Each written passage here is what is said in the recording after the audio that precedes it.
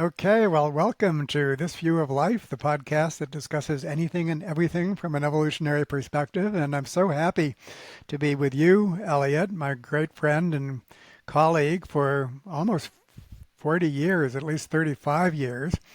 So, welcome.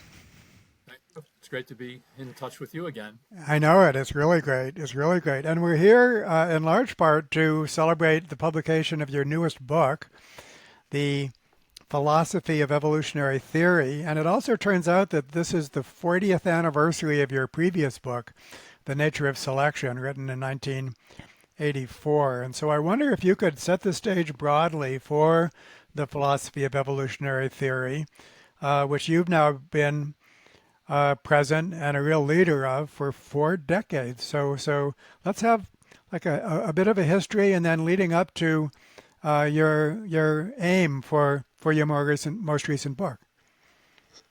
Sure. That 84 book was my first book in philosophy of biology.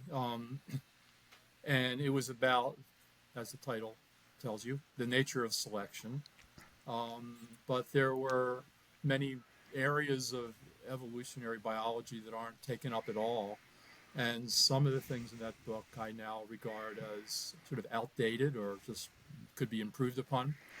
Um, one project that I took up immediately after the nature of selection was phylogenetic inference, and that was resulted in the book Reconstructing the Past on Parsimony. Um, and other things came along, and then after that book, I wrote an introductory textbook in philosophy of biology called Philosophy of Biology. The title was badly chosen since it was only about evolutionary biology, but nonetheless, that's what it was. And the project that resulted in the new book, The Philosophy of Evolutionary Theory, began with the idea of revising that textbook, Philosophy of Biology, and bringing it up to date. But I found that I was throwing out chapters and writing new chapters quite a lot, so I thought it had evolved into a new book. So I decided to call it that. And the new book is, it's parts of it are more technical than anything that appeared in the philosophy of biology textbook from the old days. Also more technical than some of the early nature of selection or reconstructing the past. But I was happy to include that, and I tried to make it intelligible to people who don't already know about, Kimura's theory of neutral evolution and so on. So I intend this new book to be, I hope, used in philosophy of biology classes. I hope that biologists will want to use it as part of their research. Um, and so that now we wait and see how people like it. Well, just to recount the contents so that we have a given idea of its contents, we have a Darwinian introduction, fitness and natural selection, units of selection, which we'll get to, the problem of origination, common ancestry, drift, mutation, taxa and genealogy, adaptationism, and big picture questions. But I have a provocative question for you, Elliott. If we take nothing in biology makes sense except in the light of evolution seriously, and then you say that what you've been doing is mostly philosophy of evolution, not just philosophy of biology, what would there be about philosophy of biology that would not fit under evolution if nothing in biology makes sense except in the light of? And I'm guessing you're going to talk about some of the more mechanistic branches of biology. But for me, that falls under Tinbergen's four questions, for those members of our audience that knows what that is. I mean, I think Dobzhansky's slogan was kind of an overstatement. I think that evolutionary theory is central in biology, but I think it's literally not true that nothing in biology makes sense except if you think about evolutionary theory. So I was recently going to a series of seminars about the genetics of cancer. And there is an evolutionary story about why cancer occurs in some organisms and not in others, both within species and across species. Blue whales, elephants, and naked mole rats don't get cancer, and that's an interesting evolutionary question about This how is the come they've work. avoided that otherwise rather pervasive illness. So there is an evolutionary story there that's interesting, but the people in this seminar were interested in therapies, and they didn't think that the evolution side of it was going to help them. They were interested in um, developing better therapies in the light of current data. And they regarded the evolutionary business as kind of interesting and certainly relevant to getting a full picture of what cancer is like. But the idea that no biological research can be done without thinking about evolution, I think is just literally not true. Well, it certainly is not true as a matter of fact, because historically we have a separation between the mechanistic branches. Proximate and ultimate causation. You can study the physical causes of biological processes without reference to evolution. And many do, many still do. And cancer research is one of the best examples of that. Not much informed by evolution, and so the only question there is whether it can be informed, and perfectly well, not in all cases, perhaps. So I don't think we disagree about any of that. Yes. For the benefit of our audience, which is diverse, could you just say a little bit about why these things are philosophical and what the contribution that philosophers are making to evolutionary a theory? This will be a little bit tutorial for you, but I think it'll be instructive for our audience. Yeah. I mean, Darwin's theory, when it came out, immediately was recognized by Darwin and his audience as having philosophical questions, as raising philosophical questions about the place of human beings in the rest of nature. It made a lot of people doubt the argument from design, the idea that the best evidence for the existence of God is the fact that organisms are well adapted. And Darwin was able to explain why organisms are well adapted to the extent they are without bringing God in. So from the beginning, it was there. Then another dimension of that is the idea, which still needs talking about, is the relationship of Darwin's theory and ethics. Does it have any implications about the nature of right and wrong? So, like, it's been recognized as philosophical from the get-go. And let's bring in epistemology as well, because I think what became known as pragmatism, which arose largely in America with people like William James and others, John Dewey and others, really was like taking Darwin seriously with respect to epistemological questions, Right. the whole nature of knowledge, in quite a sophisticated way, it seems to me. Are you well read on pragmatism and in its early days? I've read a little bit. I'm not a scholar of that, so yeah. The And Metaphysical Club by Louis Menand, Menand is a beautiful intellectual history. is wonderful, and Charles Sanders Peirce is in that. I Yeah. mean, philosophers think of Peirce as the most gifted and original pragmatist of more so than Dewey or James. Yeah, and Many people feel that way. yeah, and modern people like Terry Deacon are carrying on that tradition, so it's quite Yeah.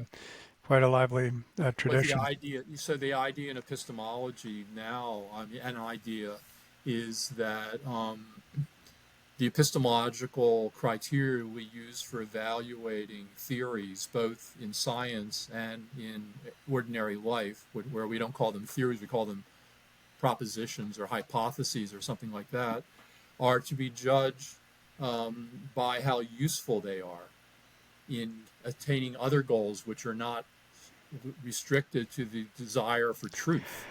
So that's an ongoing theme in epistemology, and that's thanks to pragmatism, which in turn was inspired by Darwin. And Yeah, the idea that we have to think about the human mind as the product of the same processes that produce adaptations in other organisms. yeah. That So was I a think huge idea.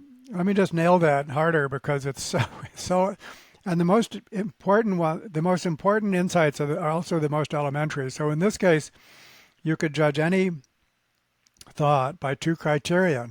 One is how well does it help you survive and reproduce? That's the practical consideration. And then how well does it comport with our scientific knowledge about the world? What's really describe what's out there? That's the factual consideration. And the relation between those is very, very complex. Sometimes it's positive, sometimes it's negative. And so that is, you can't get more elementary than that. But what it does is it explains our entire penchant for fake news and adaptive fictions in all their forms, which are not just confined to religion, I can promise you that. It just imbues just almost every worldview, unless you have made it an explicit goal not to do that. And so it means that a future goal, the normative goal, is that we need worldviews that score high on both, that basically they help us survive and reproduce collectively, and they comport with modern scientific novel. And unless we actually strive to do that, it will not self-organize. It will not self-organize. And actually, we are segueing to multi-level selection, but just if you could reflect upon that. I would add to personal goals and collective goals um, and the attainment thereof, the centrality of ethical considerations. It's not just that we have the goals we have, the question is whether they are the right goals, the ethically permissible and obligatory goals. So that's indispensable in this picture also. Yeah. One more thing I want to emphasize, almost by way of preliminaries, is that one reason that I value philosophers is that they provide a kind of a clarity on the subject that they study that the practitioners don't necessarily arrive at on their own. They're just kind of functioning as clear thinkers on the topic at hand, and so that makes them invaluable in a practical sense. But first of all, do you agree with that? And secondly, why is it that the practitioners sometimes don't have the kind of the clarity that philosophers do?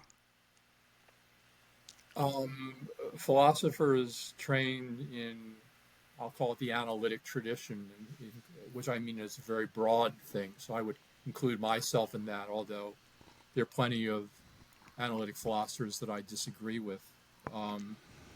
It's all about reasoning and being clear on what our terminology means. And this is just drilled into you when you're in graduate school in philosophy. You read some essay and the professor will say, what is the argument on page 33? And they don't want you to just read it back to them. That's not the question. But can you organize it into a set of distinct premises? And then what's the conclusion of the argument? And sometimes that's very hard to do when you read anything. When you read other philosophers, they're not always writing clearly. And certainly when you read things outside of philosophy, it's not automatic that you can extract the logical core of what's being developed in prose. So that's a skill that that's what you learn in graduate school, besides the different isms and objections, but it's all about arguments and the clarification of concepts. That's what analytic philosophy, broadly construed, is all about. And it can be applied to aesthetics, to ethics, to political philosophy, to science, you name it. Philosophy of religion, there are analytic philosophers of religion who do that. And so it's just the natural toolkit that philosophers bring to bear when they read science.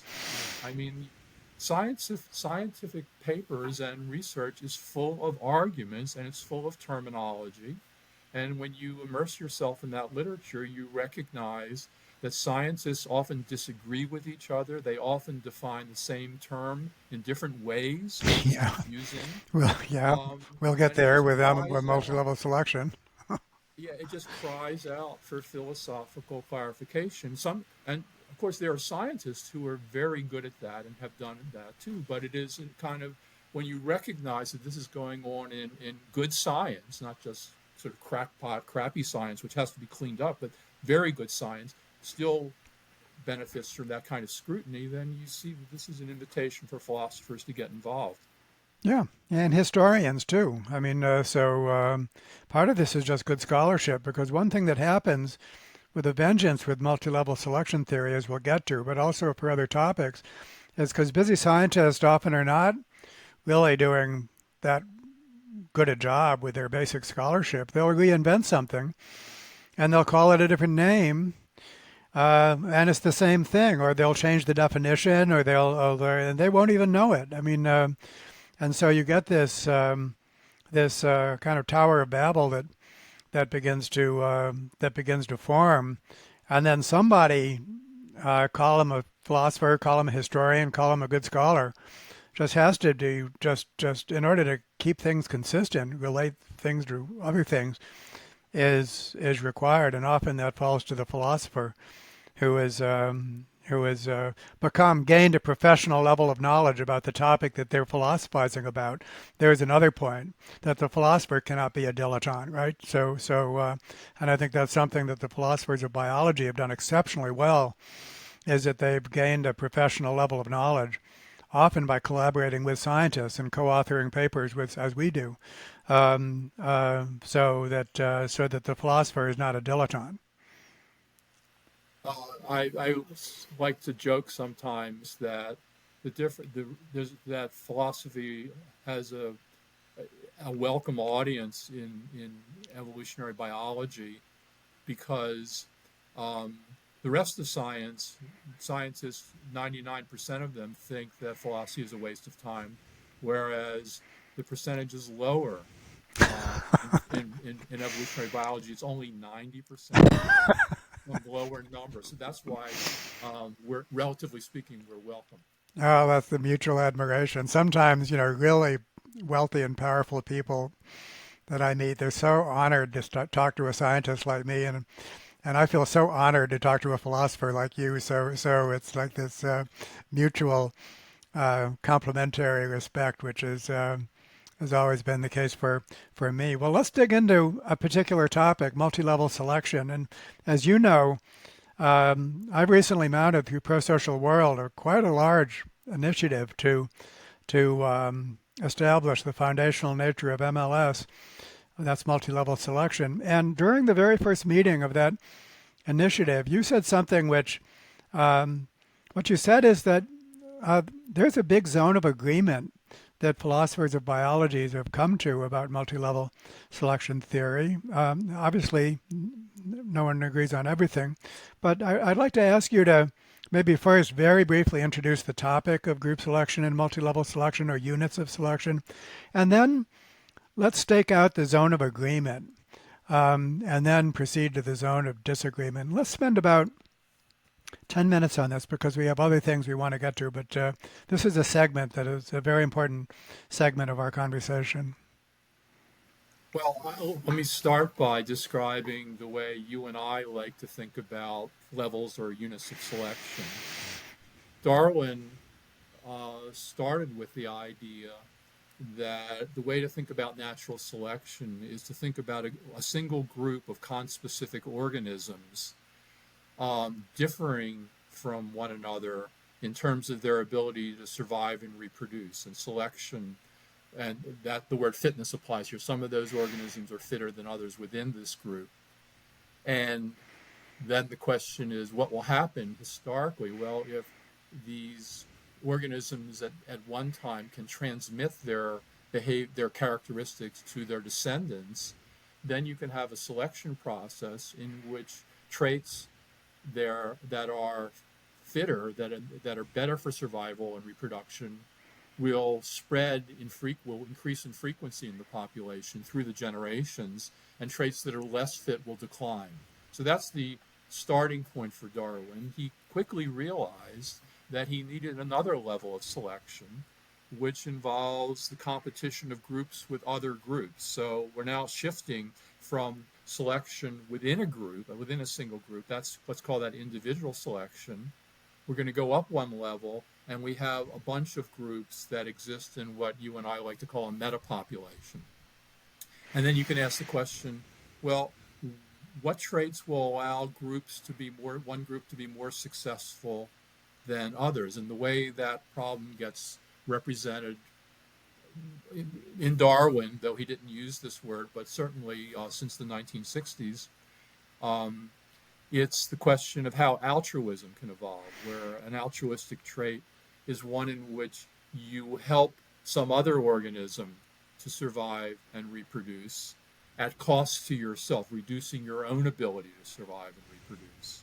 And the question is, how could that possibly evolve? And Darwin thought he had found several interesting examples, one of them in human beings, the others in other species, in which the traits in question were altruistic in that sense. So he talked about the existence of sterile workers in species of social insects. He talked about the barbed stinger of the honeybee, which eviscerates the honeybee after it stings some intruder to the nest.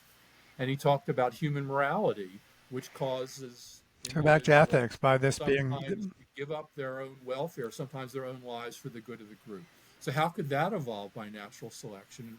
And the sterile insect problem really stumped and disturbed him in the 1850s, not long before he actually had to publish The Origin of Species, because Wallace uh, came up with a very similar theory of natural selection. Anyhow, so therefore he had to invent a new kind of selection, or discover a new kind of selection, which we call group selection, where you have groups of different groups. They're all in the same species, and they're in competition in a way that's very analogous to the way individual selection works.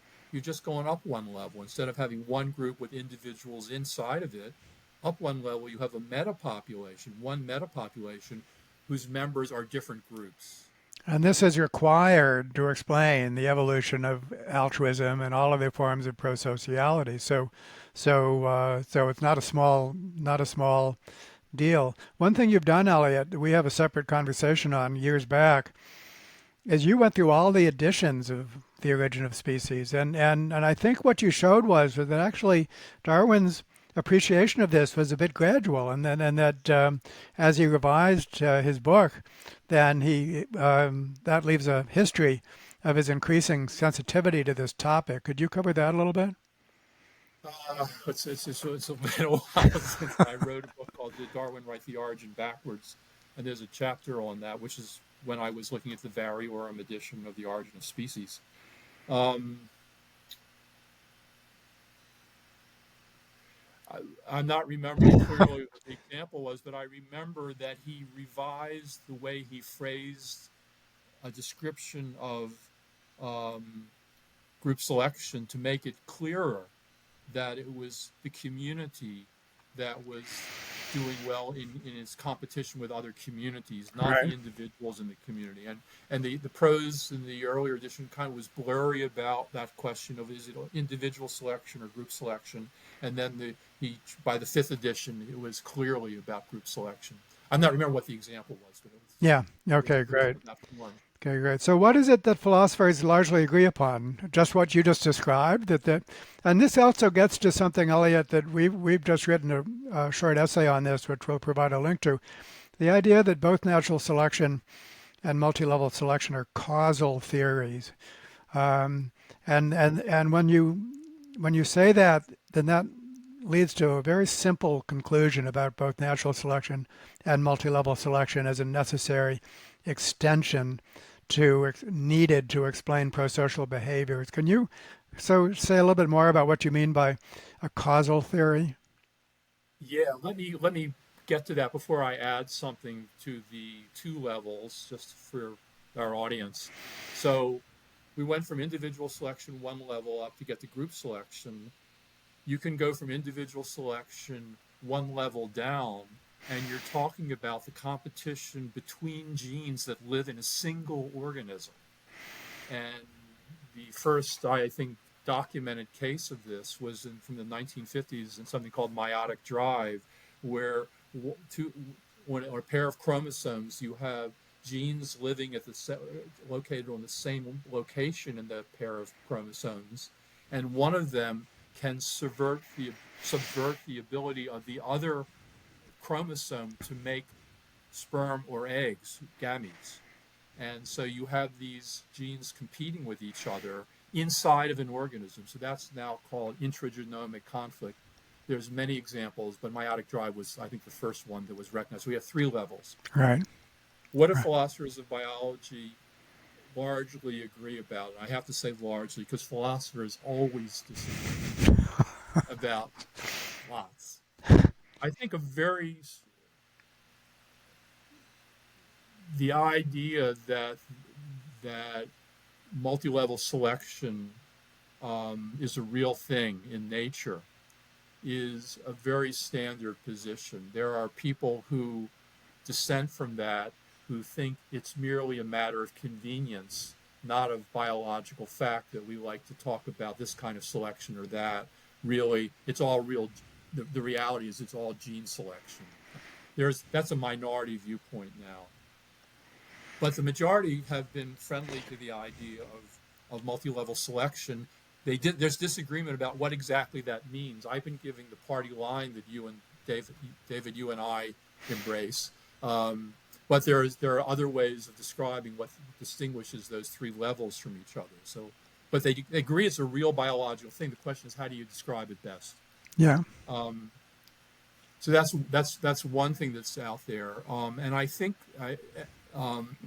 one of the reasons that philosophers of science have been, relatively speaking, more friendly to multi-level selection than maybe is true in evolutionary biology, I'm guessing here, that it's less standard in evolutionary biology. It's still more controversial there. One of the reasons philosophers of biology found it natural and convincing to think about a multi-level process, a series of different processes at different levels of organization, is that our predecessors in the 1970s, outside of philosophy of biology, in general philosophy of science, had a lot of them made a convincing case against reductionism, Right. which applied to the units of selection picture would give you the idea that the only real kind of natural selection is gene selection. Okay. So they were skeptical about Yeah. gene So level as soon as reductionism, just the way, along with all forms of reductionism. Yeah, so that made it easy for philosophers to get comfortable with multi-level selection. They were already not reductionists, a lot of them. Yeah, so let me rehearse something which I often say, but I'm really happy to say it in front of you and to this audience, which is that historically, uh, of course, complexity is all around us, and it's easy to describe in words. But come to study it, to model it formally, then before the advent of widespread computing, of course, you only had mathematics to do it with. And mathematics, for all of its power, is also a de facto denial of complexity. You can only vary a few variables at a time. The same is true of experiments. You could only allow a few variables to vary. Everything else has to remain constant. And so reductionism, in the form of like optimization theory and so on, was kind of forced upon you by the limitation of the mathematical tools. And this is why during that period in the 20th century, we had a kind of reductionism in all fields. We had in economics, we had the rational actor model, we had lower level optimization, individual and gene optimization models in evolution. We have something strange called methodological individualism in the social sciences. So even though philosophers find it easy to reject the concept of reductionism, these practitioners actually, they did, and it was for a reason, I think, because they wanted to be scientific, and before the advent of computers, they couldn't actually model complexity the way you need to, which is with a diverse set of computer simulations. Does that strike you? Does that pass muster with you? I like that. We should put our cards on the table here and admit, you and me, David, for the audience, that we write mathematical models. We understand Yeah. them. We can discuss them.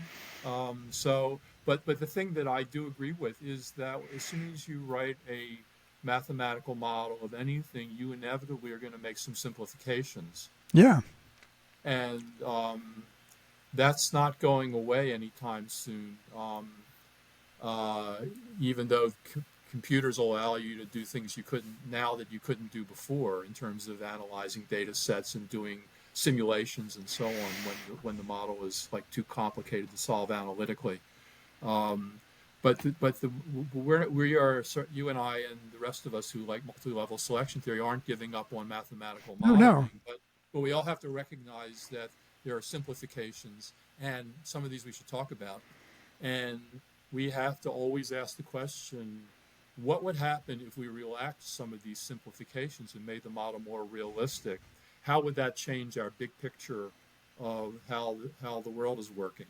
So that's always important to test for that. But what it leads to, and I think there must be a literature on this that you know better than I do, um, and this is for any topic once it embraces or must confront complexity, that the model building, of course, we still do models, we still do math, we still do computer simulation models, but they become small world models. And so, for example, the particular situation in which the metapopulation includes groups that bud, for example, as opposed to groups in which the individuals disperse, an island model versus a stepping stone model, direct interactions compared to indirect interactions. Every time you become more realistic, then the domain that you're studying shrinks and becomes a small part of the more complex topics. And what gets left out of this kind of Olympian view of modeling that economics is especially fond of, in which we can talk about, the first fundamental theorem of welfare economics and so on and so on and so forth. So the whole conception of theorizing takes this form and must, because it's a complex world, and that's just true for all topic domains. How does that strike you? Oh, I think that's right, that when you apply any model to a concrete situation, there are specificities of that situation that you need to represent in your description. And once you do that, of course, what you're coming up with then is not going to apply to other systems Yeah, that are different in their specificities. yeah, That is inevitable. This then that fact coexists with the kind of flip of it, where you have a model, and I hope we'll get to additive versus non-additive to talk about this. We have a simple model, and then we make it just a little bit more complicated by adding just a new consideration. And the question is, does that fundamentally change what we should be thinking the significance of the simpler model we began with? So you can make a model more general, or you can make it more specific, and both of those things happen in science. yeah, yeah. And so yeah, I think that's all fine. So let's see. Uh, let's. I think that's great. Let's move on to what I think in your book, in your final chapter, you called it Big Picture Questions. And that chapter, I think, departed from what I think of as big picture questions. And so I wanted to explore that with you. Um, what I say again and again is that the modern synthesis was also the great constriction, that although Darwin, not knowing the mechanisms of inheritance, described his theory in terms of variation, selection, and replication by any mechanism, but with the advent of genetics, then the study of evolution became pretty narrowly centered on genetics, and especially Mendelian genetics, even to the point where it was defined as a change in gene frequencies, for example. And so other Darwinian processes got left out, including the study of human cultural evolution. And what's new and very foundational is basically going back to Darwin's assumption, all the study of evolution of all Darwinian processes, all processes that combine the triad of variation, selection, and replication. It's at that point that you can begin to think about human cultural evolution. You can think about, epigenetics. You can think about human symbolic systems as the cultural equivalent of our genes. You can think about AI, and what and so Mendelian genetics or genetic inheritance systems just becomes one of several possible inheritance systems, and we don't privilege them quite so much. And when I was reading your book, I felt that lots of your book is actually the philosophy of Mendelian genetics, um, um, Yes. as opposed to the philosophy of evolutionary theory. And once you embrace generalized Darwinism, and you're not privileging those particular inheritance mechanisms, it kind of changes things in a big way, it seems to me. And so I'm so happy to have you right here to pose that question to you. Yes, there's a fair amount of attention to Mendelian genetics. At the same time, the book I recognize the idea of cultural group selection. I don't spend a lot of time talking about it, but it's in the chapter about units of selection. So let me give you some examples where that attention to genetics I felt like was it was obligatory. So I wanted to write a chapter about drift and philosophical questions that arise. So I had to talk about Kimura's theory, which is all about change in allelic frequencies. And I have a chapter on mutation and whether mutations are guided and what that means, how views about the size of mutations impact on the ability a population has to evolve adaptive phenotypes, and that's Fisher's geometric argument, and that's about genes and the effect of their mutating. If a mutation makes them change the phenotype a lot or only a little, how much difference does that make in the probability that that mutation will go to 100% in the population? So I had to talk about genes there. And finally, on the chapter about adaptationism, I had to describe how the genetic system can prevent the fittest of the traits in a population from evolving to 100%. And that, I mean, I think that's a Oh yeah, very these are important. I'm not challenging right. the importance of these topics. Yeah. Okay. Well, anyhow, that's why I felt like genetics was essential for a lot of the material that I wanted to look at. I should make a confession about the last chapter. I call it big picture questions, and of course, I didn't talk about the expansion of Darwinism there.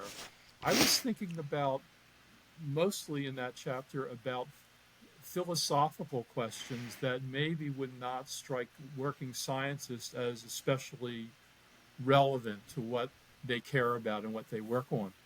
So an example of that, the first section of that last chapter is on whether there are such things as laws of evolution. And I think that a philosopher of science will often regard that as an interesting question. I think it's an interesting question. Um, John Beatty in 1995 published a paper called The Evolutionary Contingency Thesis, beautiful paper. And the thesis of that paper is that there are no distinctively biological laws of evolution.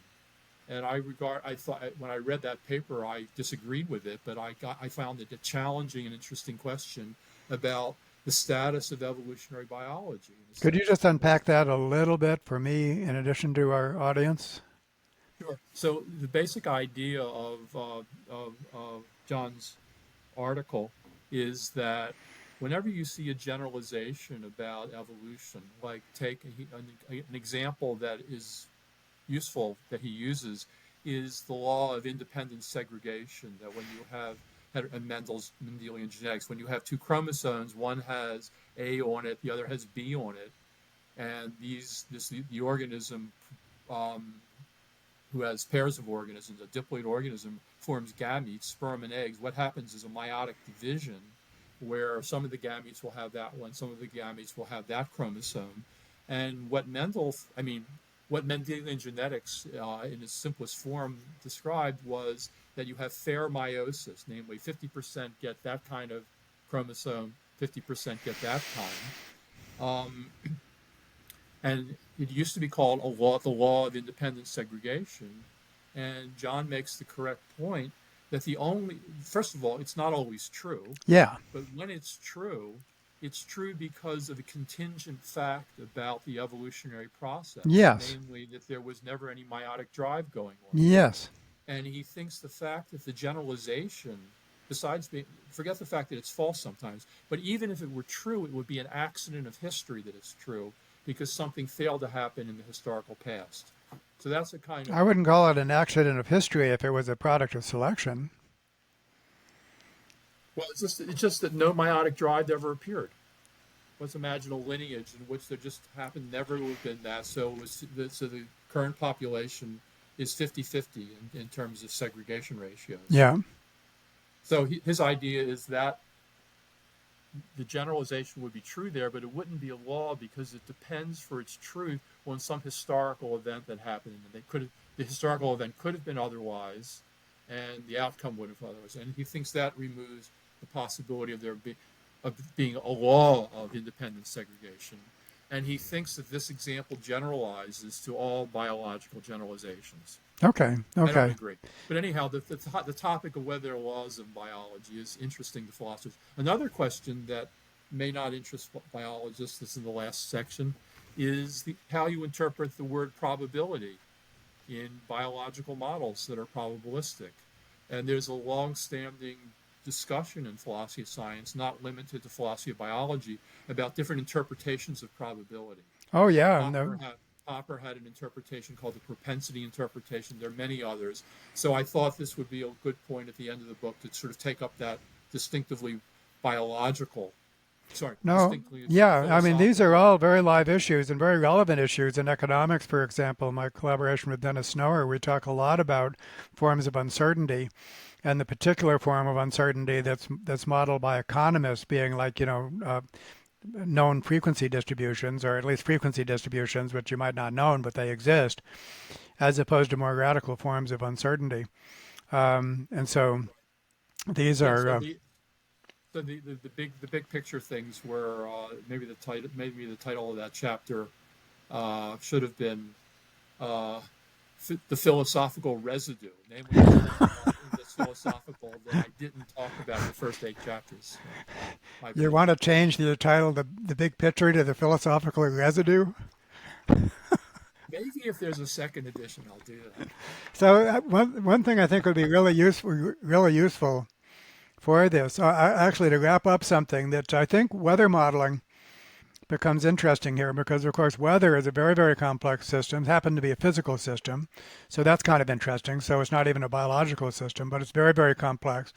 So complex that we get all sensitive dependence, butterfly effect, all that kind of stuff. So what do? You develop, first of all, you have to have a whole family of models, not just one. And the second thing is you have to test those models against the data again and again and again.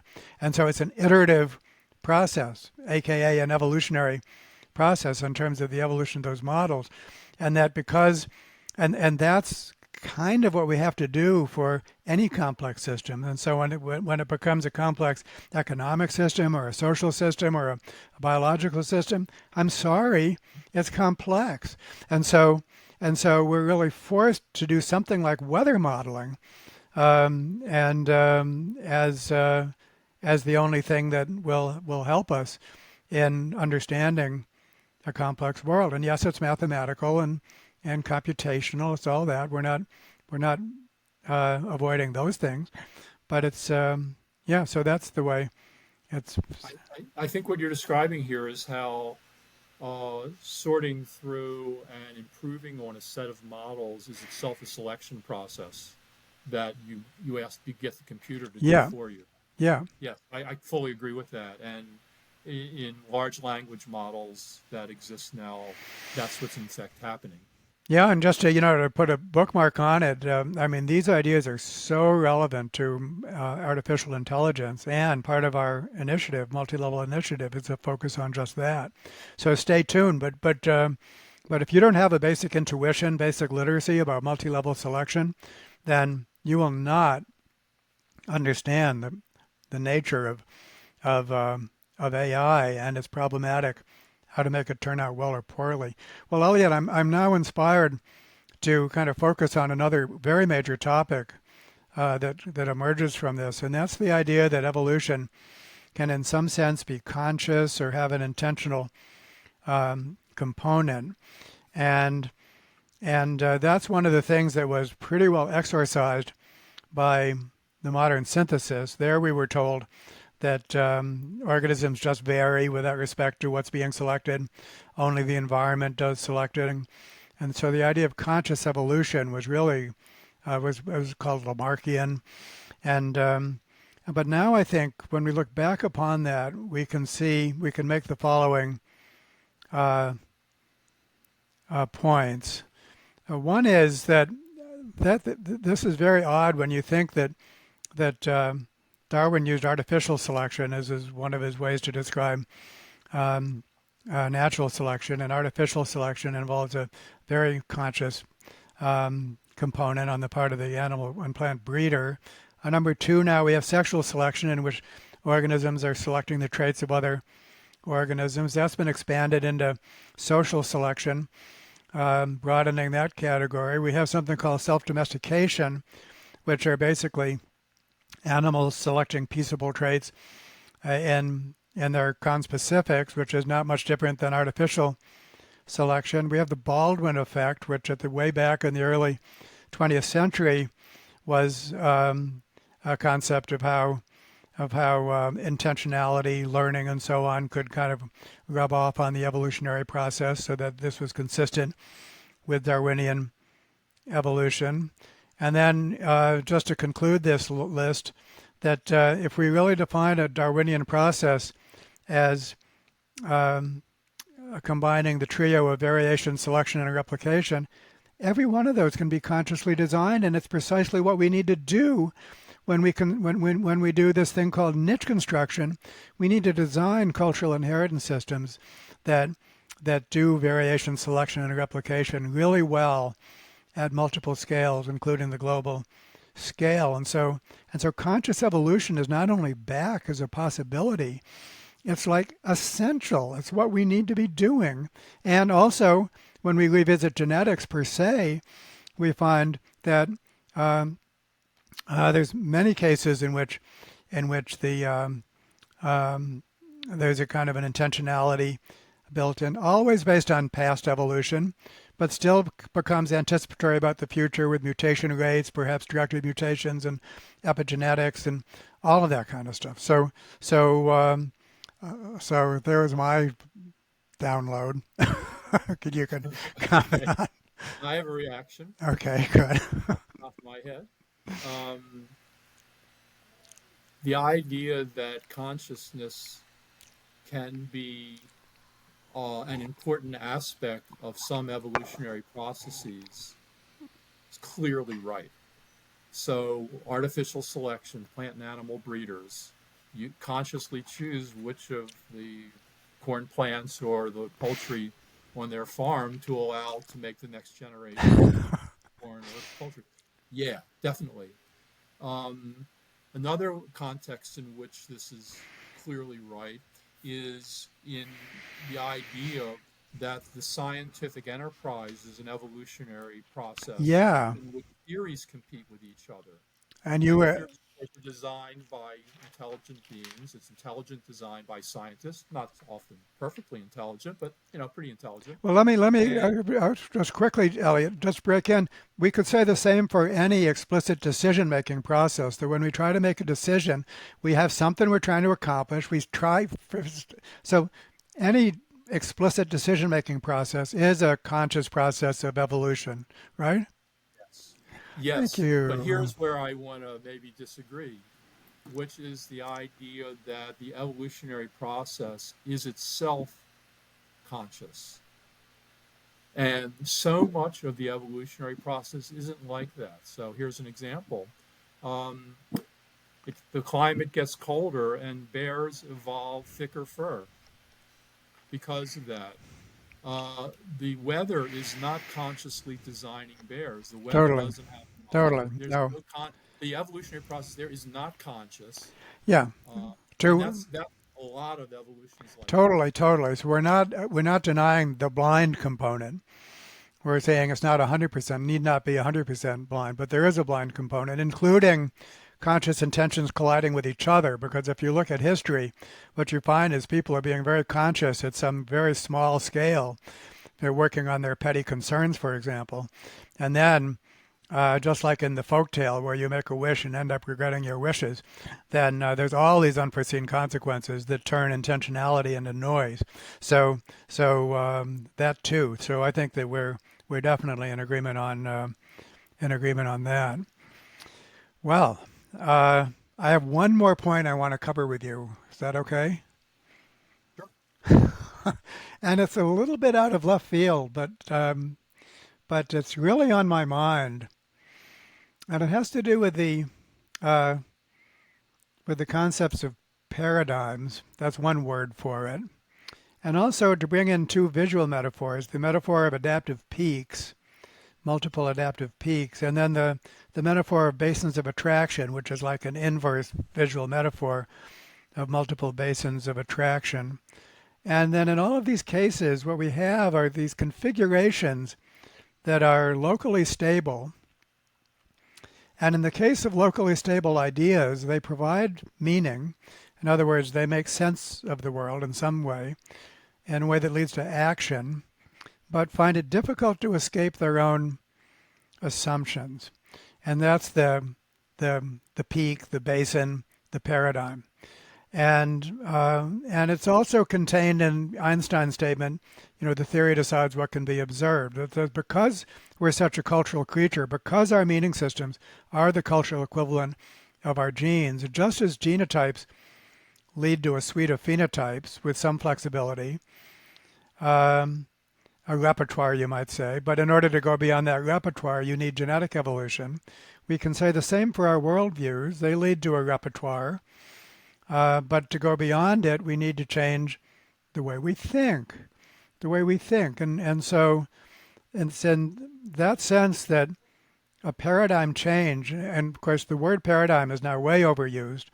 But we need to, I think, I'd like to be able to return to a more concrete meaning like that. And it's against that background that you can say and need to say, when we begin to uh, apply this evolutionary lens, especially beyond biology, to such things as economics, this really is a new paradigm. I mean, this really does cause you to see the world in a different way than, for example, the neoclassical paradigm. And if you don't have a new paradigm, you have just an archipelago of schools of thought with little communication among them. Dennis and I call this diffuse pluralism.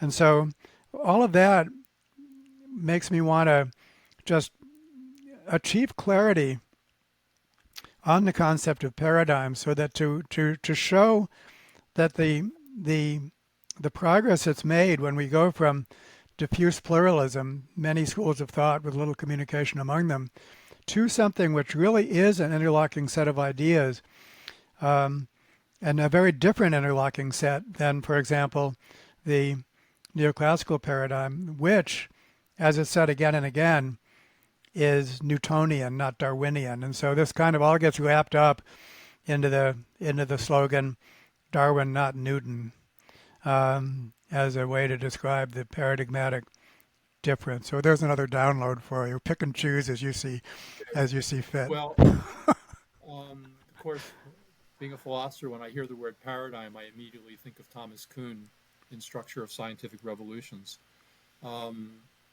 He had well, here's a there was used to be a big literature. It's quieted down since those days of what paradigm means in Kuhn. And I remember this marvelous essay by Margaret Massey I'm glad you raised it. You guys, about the 29 different meanings for the thing Kuhn paradigm. alone, before we get to But there anyone was else, Kuhn alone had 29 different definitions. so here's one thing that was distinctive of Kuhn's picture, namely that different paradigms in a science, say in physics or in biology, are incommensurable with each other. That means there's no neutral way to evaluate one or the other, because the paradigms themselves differ in the standards of excellence that a paradigm should have. And so it was a kind of, philosophers took this to mean that there was some sort of irrational element in scientific change when, the Newtonian paradigm gave way to Einstein's relativistic paradigm. And a lot of philosophers hated that idea. I think what you described doesn't have to involve any sort of incommensurability thesis, but you have these research programs that have their own agenda, their own paradigms of success, their own list of what's important and what's not important to think about. And they develop all around a set of assumptions that are sort of the core of the paradigm. But consistent with that is the idea that we could still compare research programs and the theories that are at the cores of each of them and come up with some rational evaluation of which is better and which is worse. So you might think of adaptationism as a paradigm within evolutionary biology. That's not an abusive terminology. It doesn't have to mean incommensurability. You don't have to be like Kuhn, right? And then you could set about the task of trying to evaluate the elements in that paradigm. And similarly for the multi-level selection paradigm, we can describe what that means. We've talked a little bit about it today. And it's now open for anyone to see how it might be developed further or revised or maybe rejected entirely. Those are left open as possible reactions. Well, I agree with most of that, but I want to take it another step further because I want to capture the essence of the adaptive peak and basins of attraction metaphor, that if you take one of these configurations, and granted you can compare them in a sense, but if you try to change them gradually, they resist that change until some point in which you get a flip and they climb a new adaptive peak or they enter a new basin of attraction. So I mean, there is a degree of incommensurability in those two metaphors, that there is some resistance to change and some tendency to fall back into that configuration. So how does that, I mean, I think you agree with that, but how does it? Resistance to change is a social fact about intellectual life. You have this theory, it's been good to you so far, and if a problem arises, you don't just junk the theory that's done such good work. You try to tinker with it in small ways that gets rid of the anomaly. That Kuhn had that idea as being part of what a paradigm does for you, and he was reacting against the idea that he thought the logical empiricist predecessors that he had, which if you get evidence against the theory, you just throw it out. You're done. Yeah. And the idea of tinkering first and seeing what happens then was really not on the agenda in a vivid way. But thanks to Kuhn, it is and should be. Yeah, let me make it concrete.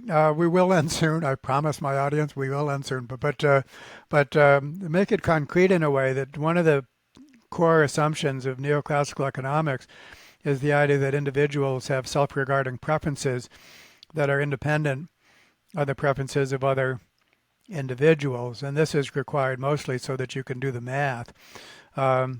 As it turns out, real humans are always, their preferences are much more malleable based on such things as norms. And so you can take something as fundamental as norms, and not only does it not exist in core economic theory, there's a reason why it doesn't exist. It's because it's very difficult to formalize it. And you could go on in terms of these assumptions, which are there for a reason. So it's not, and so it's against that background and there are attempts. I mean, there's a big literature on people that are trying to insert this, but they do that by tinkering with the preference functions and social functions and this and that. And where what you really need to do is you need to just abandon the whole concept.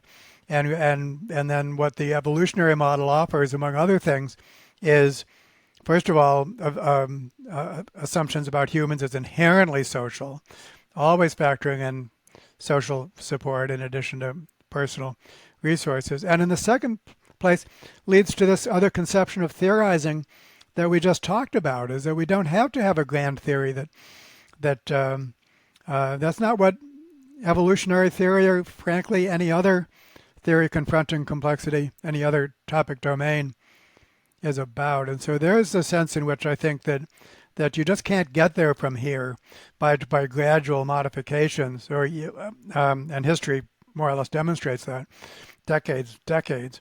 Um, Whereas you So, just start over here, and then that's fine. That's so much more easy to just go there. And but you can understand both. It's not as if you can't include both in your heads. That's not the case. what I until that last remark, I thought you were sounding a lot like Kuhn when he talked about scientists shifting paradigms as the result of a conversion experience, a kind of non-rational rabbit duck No, no, is another phrase that he used. no, no, That's not what you're saying. no, not at all. Not at all. You can wrap your head around both. Just like back to MLS theory, we can wrap our head around inclusive fitness theory and multi-level selection theory. We can do that. Well, I think that we've got plenty here to offer our audience, Elliot, and so it has been a real pleasure to have you in my life, my intellectual life. Hardly without ever being with each other physically, by the way, which just shows you, however much we complain about the internet, my heavens, so much uh, can take place. And now I'm just delighted to be working with you pretty closely again with this new MLS initiative, and we'll provide a link to the web page for it in the liner notes, inviting people to become involved at a number of levels. Great, great talking to you, David, as always. Alrighty, thanks. Okay, Juliet.